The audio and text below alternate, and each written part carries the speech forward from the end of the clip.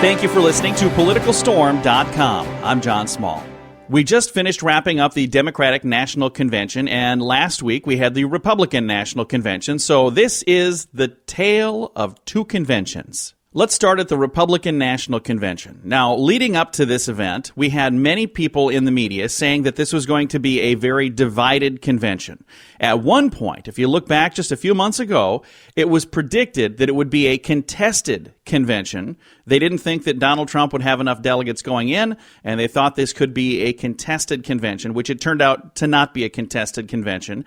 And the media did everything they could to point out the protesters that were outside in Cleveland, and it was a fairly small group of people. And talking about the division inside in Cleveland, we had, for the most part, people pull together. There were a few moments. There was a gentleman from South Dakota that did the face palm. I know the guy, Isaac Latterell. And there was also, of course, Ted Cruz in his speech. And those were the moments, in addition to Melania supposedly, stealing Michelle Obama's speech. Those were the moments the mainstream media kept pointing out. They were trying to show all the division within the Republican Party. So now let's fast forward to a week ago. The RNC is done. The DNC begins. And it really was a divided convention. Now, WikiLeaks certainly didn't do the Democrats any favors by leaking all of the DNC emails right before their big event. And then they got a new DNC chairperson, and the old one went directly to work for Hillary. And then the new one was only in charge for, a couple hours? And she was replaced because she was also involved in the email scandal. So within 24 hours, 3 different people in charge of the DNC during their big national event. That's not good. Then once you get inside, you had a whole stadium full of Bernie Sanders supporters because they were the delegates there to cast their vote for Bernie Sanders. And it really was. It wasn't a contested convention, but boy, it sure was close, wasn't it? Let's talk about just how close it was. In the Democratic Party, you need 2,383 delegates in order to clinch the nomination. Hillary had 2,807, so she had plenty, right? But wait a minute. She really only had 2,205 delegates. She was 178 delegates short, but she had 602 super delegates. That is where Hillary won. She didn't win with the people. She won with the party, with the DNC. Bernie had 1,894 delegates. He had 1,846 that were actual delegates. Bernie had only 48 superdelegate votes. He wasn't pandering to the party. He wasn't pandering to the superdelegates. He was talking to the people saying, we have problems that we need to fix. Meanwhile, Hillary's saying, we need to get rid of this guy. He's pointing out the problems that need to be fixed. So she got a 602 superdelegate boost. Without the superdelegates, it would have been a contested convention. With the help of the DNC, with the help of the superdelegates, that is what pushed Hillary over the line to get enough delegates. But that is also what pushed the Bernie Sanders fans over the limit. They said, this is it. This is nuts. And that's why you had so much booing from the floor, from the Bernie faction in the beginning of this convention. And many of them finally just went home, whether they were forcibly removed or if they went home on their own. So then the ones that were left by the very end, the people that were still left, anytime they would say, Bernie, Bernie, everybody else in Philadelphia, all of the other people inside were instructed to chant, Hillary, Hillary. They wanted the media outlook to look as though, kumbaya, we're all getting along.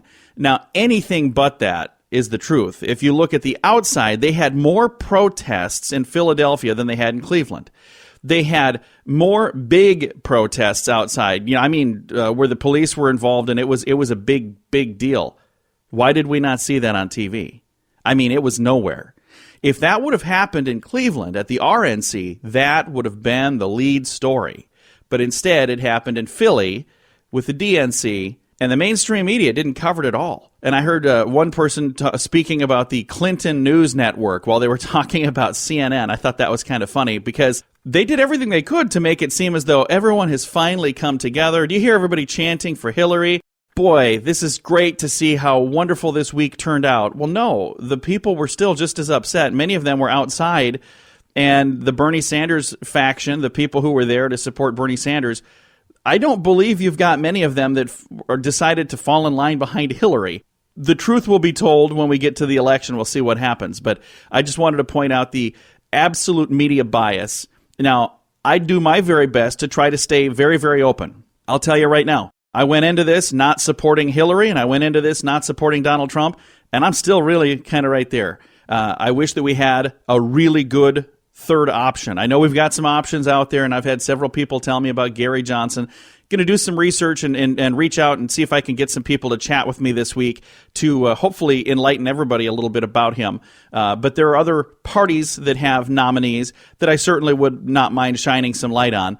But I can tell you right now, it makes me sad as a fellow journalist to see the media bias. And there's huge media bias trying to make it look as though everybody loves Hillary and everybody hates Donald Trump. That's not quite the case. Donald Trump got more votes in this primary than any Republican in the history of our country. And he was up against more other candidates than anybody else as well. Remember how many candidates we had on the Republican side?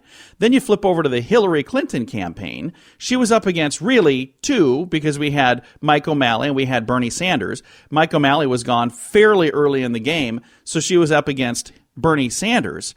And Bernie Sanders, sadly, got way more votes than Hillary did, but she still clinched the nomination, very much largely due to the fact they have this thing called superdelegates. And the superdelegates are really what helped Hillary Clinton clinch this nomination. And that right there is why you have so many Bernie Sanders fans that are upset. That's why you have so many people that were protesting at the DNC. But why was the media not showing us that? Why was the media making it seem as though everything is great? You know what? We ended on this positive note. Hillary spoke. We came together. We clasped hands and big, huge embrace. No, that's really not what happened. And for those of you who saw the actual footage, I know we had some video right here at politicalstorm.com from a young man by the name of Nick. He was there, Nick Nanakos, videotaping some of the protests outside. You can see what really happened. But why is the media trying to force feed us another Clinton in the White House? It makes you wonder. And it's just absolutely amazing to me. If you look back a year ago, the media was touting Donald Trump because they thought it was a joke and they didn't think that he would be the nominee. A year ago, before he was the nominee, there was nobody saying Donald Trump was racist. You show me something from a year ago that says he was. Nobody ever came forward saying he was a racist. It was a big joke that he was in this election at all until he started doing well. And then all of a sudden the rhetoric changed and now he's a terrible guy. A year ago, the media loved him because they thought, oh, wow, it's going to be disruption for the Republican Party. Now, is my view on this slanted? I don't know. It's my view. You get to have your view as well.